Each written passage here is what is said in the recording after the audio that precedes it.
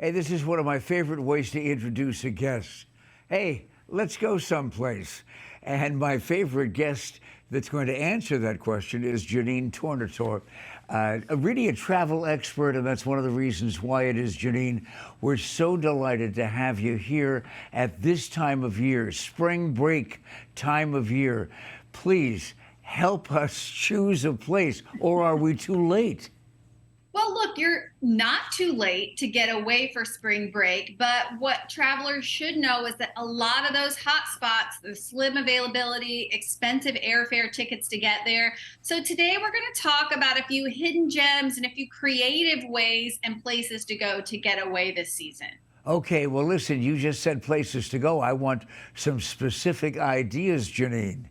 Yes, so let's start with skiing. Now, with a lot of the great snow that the Colorado Rocky Mountains have gotten this season, it's really propelled ski vacations to the top of the list for a lot of spring breakers. People want to get out there in that fresh powder. So what I would suggest looking at are what I like to call these local gems, the ski resorts that may be a little bit under the radar, off the beaten path from some of those mega ski resorts that are going to be really busy this spring break season. And one of my favorites is either about a 7-hour drive or just a really short direct flight from Phoenix. And that's Durango, Colorado, in the southwest part of the state. It's home to Purgatory Ski Resort, which is one of my favorites. It's one of the most family friendly and one of the most affordable ski resorts in all of Colorado. You know, they have, like a lot of ski resorts, demand-based pricing. So I just looked, and even in March, you can still find lift tickets from $72.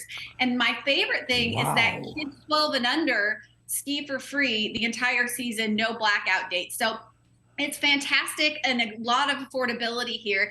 And what I love is that it's a smaller mountain. So not only is it affordable, but you have a completely different experience than some of the bigger mountains. You don't have the long lift line. So it feels like you have this mountain to yourself a little more. Beyond skiing, there's so many great mountain activities, from snowshoeing, cross country skiing, fat tire biking.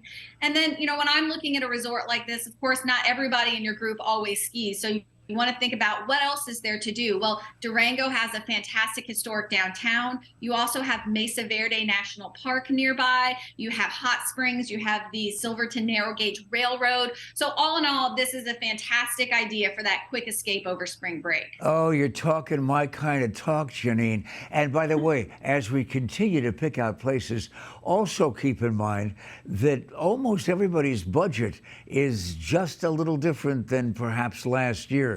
So are we also talking about places we can afford? Yes, we are. And then this next pick is for people that are really looking for affordability and getting a little more creative with how they're getting away. So my next idea is really to consider lodging options that are different than your standard hotel. So a lot of people don't think about this, but there are amazing campgrounds out there that aren't just tent camping. There's campgrounds with, these days, like really fantastic new cabins. Some of them you can actually stay in an Airstream or these beautiful glamping tents. And that can be a great close to home option because there's so many of them in Southern California or in Arizona and New Mexico that can be fantastic options. Now, how you find these, there's a site called campspot.com. They're the leading camping booking site and app, and they have over 200,000 campsites across the country. And the cool thing about this is when you go on CampSpot is you can actually filter by the type of campsite you want. So if you only want to look at cabins, you can do that. If you only want to look at RV sites, you can do that. But you can also filter by amenities. And I have to tell you, some of the couple of examples I'm going to show you have amazing amenities, but you can look for, I only want a campsite with a beach or with mini golf, a dog park, bike rentals, a water park, even an arcade. So you can find all kinds of amenities at these campsites these days. So let me give you a couple of examples.